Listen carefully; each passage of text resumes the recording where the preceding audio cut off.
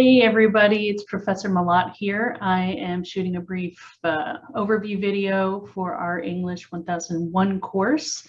So with no further ado, I will share my screen with you. So here we're in our Canvas course page and I am in the student view. So this is what you will see once I publish the course. So I want to explain something right off the bat. Once this course is published and you look through things, you'll see, oh my goodness, we only have, I can't click on anything. I was just recently given access to my Canvas course shell. There was a mix-up within the Canvas system, and I think it all boiled down to the fact that I had been using Canvas as a student at NKU, and they still had all my old information, and they needed to reset things so that I had instructor access to Canvas at the University of Cincinnati.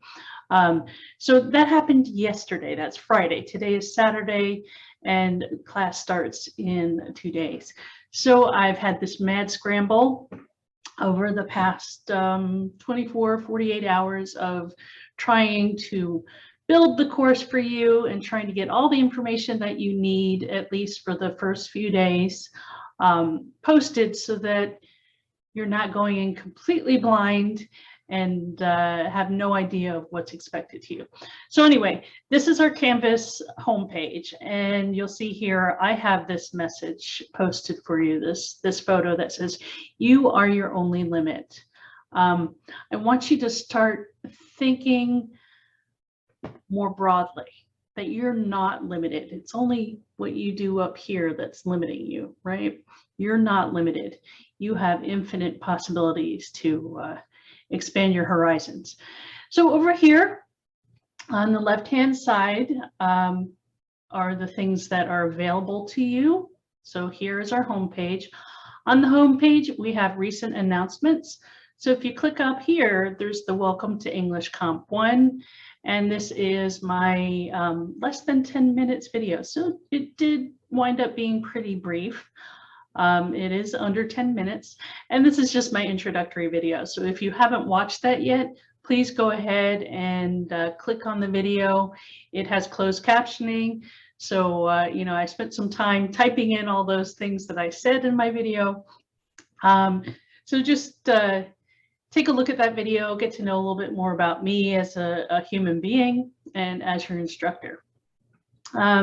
So again, on the homepage, you will see recent announcements. You'll see probably the top 3 recent announcements, and you can always go to announcements and it will be posted chronologically.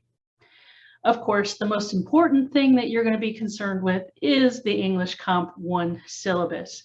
So here we have our most recent COVID response message for you that we're required to post. But if you look at these here, there are links that you can click on that will take you to the different sections of the syllabus instead of having to scroll through it. So, you know, of course, instructor information. This is important stuff. Again, my name is Valerie Malat. And you can contact me primarily through email. Very important to get my last name spelled correctly. It's 1 L 2 T's, malottvj@ucmail.uc.edu. If you spell my last name incorrectly, it's not going to get to me. So you can say, well, I sent you an email. If I don't respond to it, you need to let me know. You need to reach out, either, you know, try to send an email again, or try to get me through our course Discord, and I'll explain that in a minute. I do have availability for office hours. I'm available Monday and Thursday evenings from 7 to 8 p.m. I teach at Cincinnati State face-to-face on Tuesday and Wednesday evenings, so I cannot meet with you then. And of course, Fridays, I want to keep for family time, and of course, weekends for family time as well. But I should add to this also by appointment, but this is the time that I've set aside for you as a class Mondays and Thursdays from 7 to 8 p.m. I'll be probably most likely hanging out on Discord. And as I said, I will explain that maybe in a separate video. Communication expectations, of course, you're expected to communicate with me through your UC email. That is your primary mode of communication between you, the university, and your instructors. I check email at least twice a day. I have it on my phone, and I'm thinking because of the incredible amount of emails that UC sends out, that I may not have that account on my phone because it's just way too much stuff to deal with. But I do check my course emails twice a day, once in the morning at 8 o'clock, and then once again in the evening at 5 o'clock. And I usually respond right away, unless I am busy with something else. So I do try to respond within at least 24 hours, Mondays through Thursdays. And of course, may take me a little bit longer on the weekends if I'm involved in family activities and that kind of thing. But I usually do get to your emails right away. If you have a quick question, again, I am setting up a class Discord channel so that you can post, and hopefully somebody can answer your quick question quickly. And if I'm available, I can answer the question quickly. And this is also a great way to do like an instant message or a chat, or if we need to meet for an audio or a video call, Discord is a really excellent platform to use. And it's very casual and laid back. So again, I will talk about that in a separate video.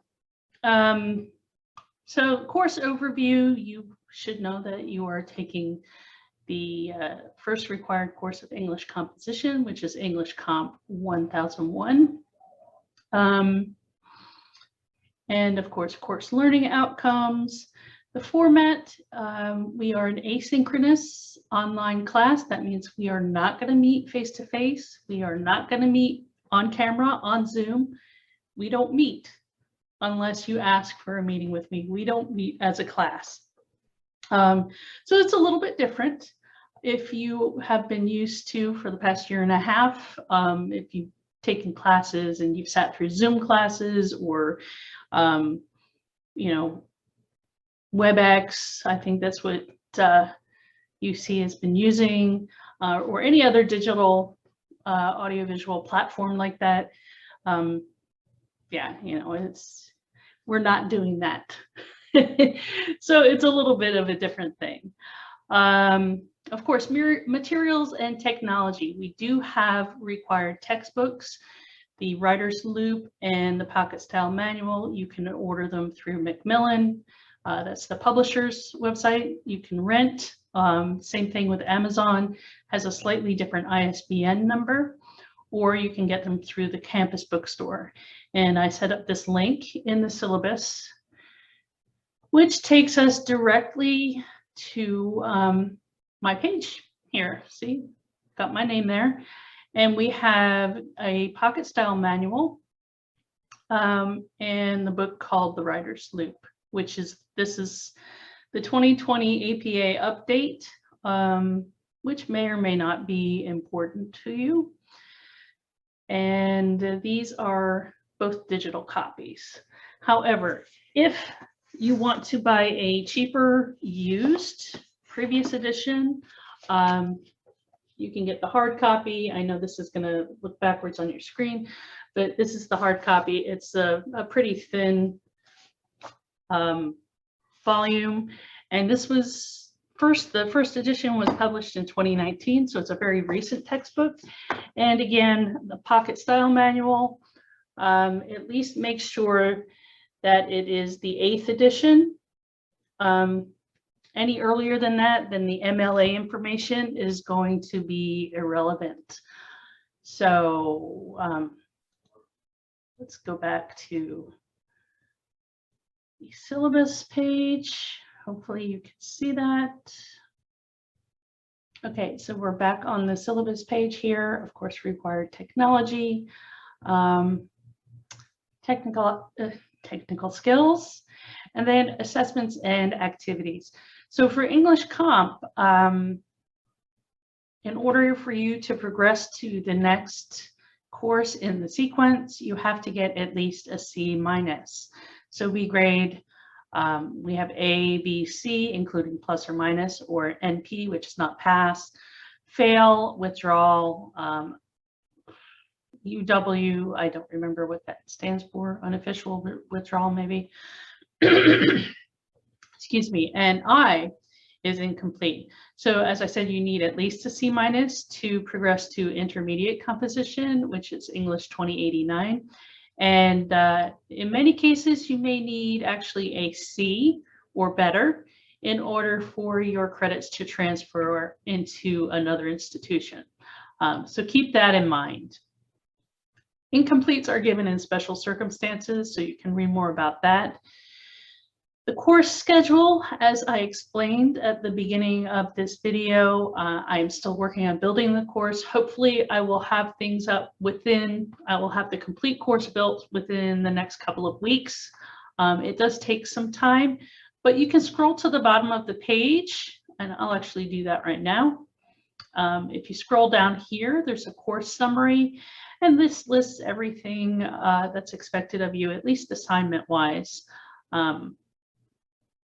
What's expected of you in the next couple of weeks.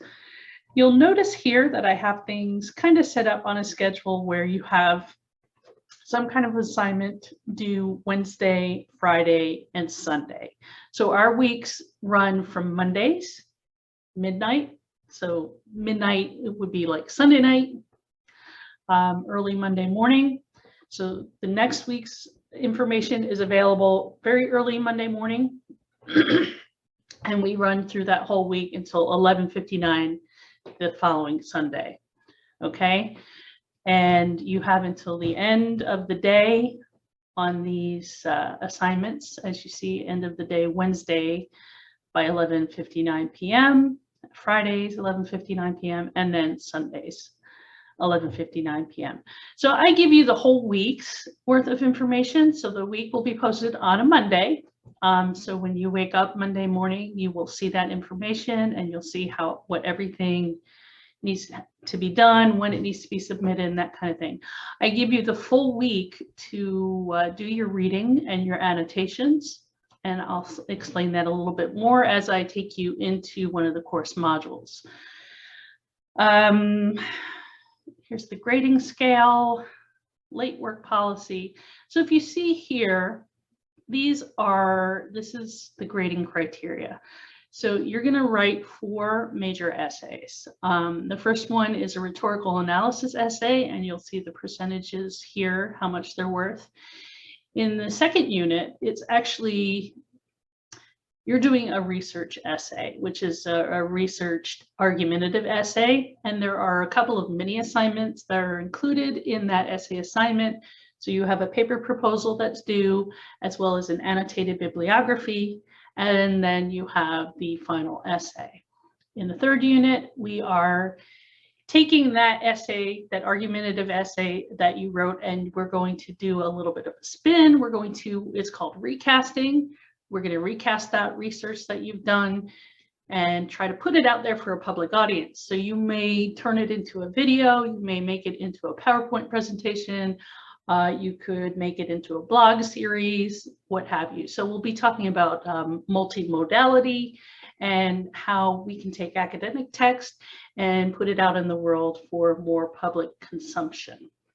And lastly, the final essay that you will be writing is a reflective piece, just kind of thinking back on everything that you've done throughout the semester and writing about it. So this is an exercise in metacognition, and I'll explain that as we get further into the semester.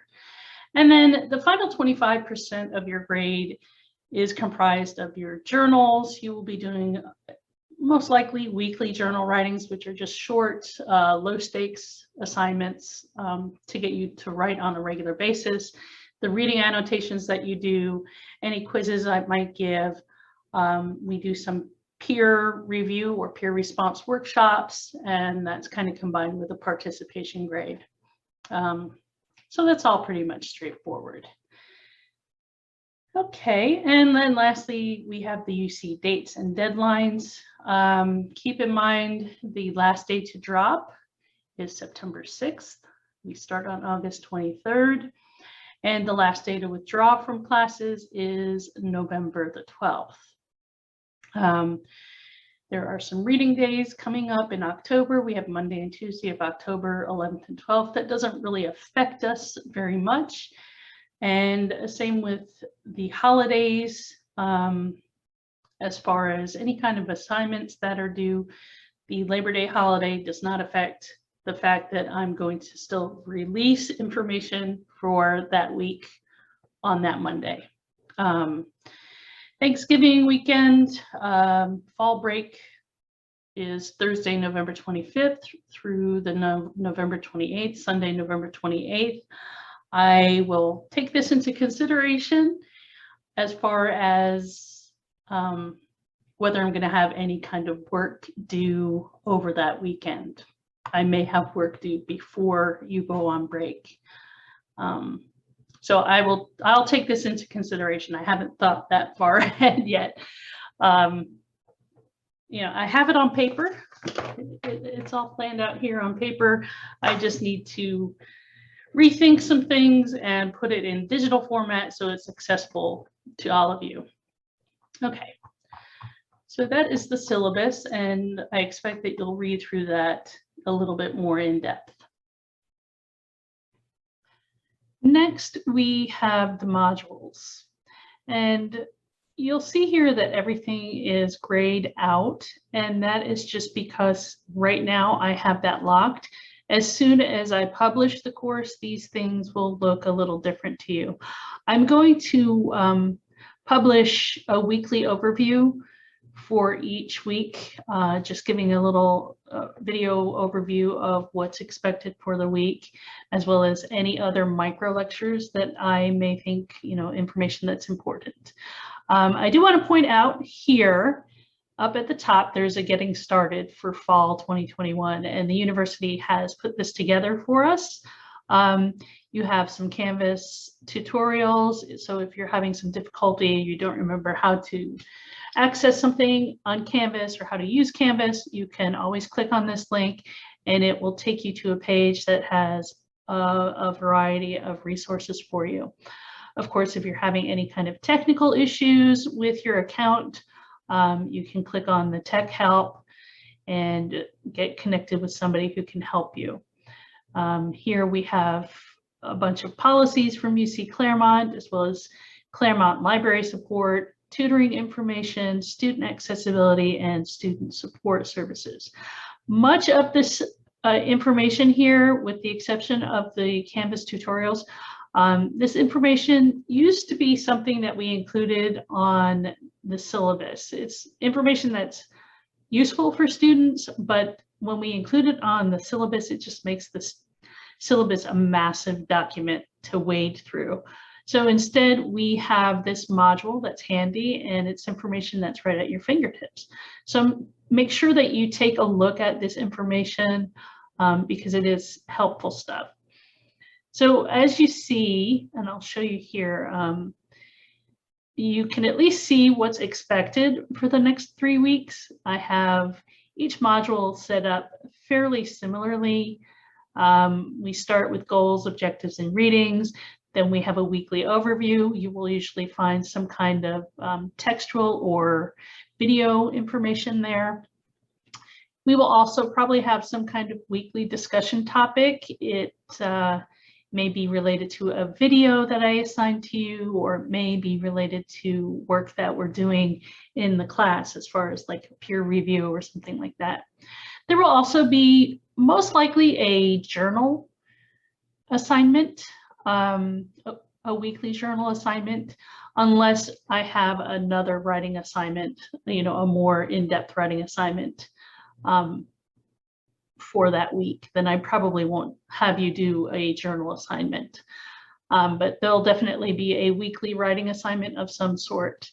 And of course, your weekly readings with annotations. And I'm going to do a very brief video regarding annotations and an explanation of that. which you can find in the week 1 overview. So look for that later on this week, next week. You'll see here for week 1 that I have some Writer's Loop chapters, and that's just PDFs that I made available for you if you're having difficulty getting your text. You shouldn't have any difficulty, but if for some reason you're unable to rent or purchase your text, you know, maybe you don't have the money this week, and that's fine. I just wanted to make this information available to you. Unfortunately, because they're scans of the pages of those chapter sections, they're not really accessible documents. So if you are a student who needs some kind of a reader to read the document to you, I highly encourage you getting those ebooks, because those ebooks are designed to work with readers for students who need that for various accessibility issues. So I apologize that these PDFs are not accessible, but I just couldn't find any other way to get around it.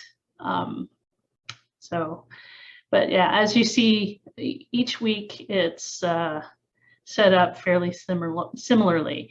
Please notice that your first rough draft of your first major essay will be due September 10th. So that's just a heads up for you. So that's how the modules work. Then you can come over here to grades.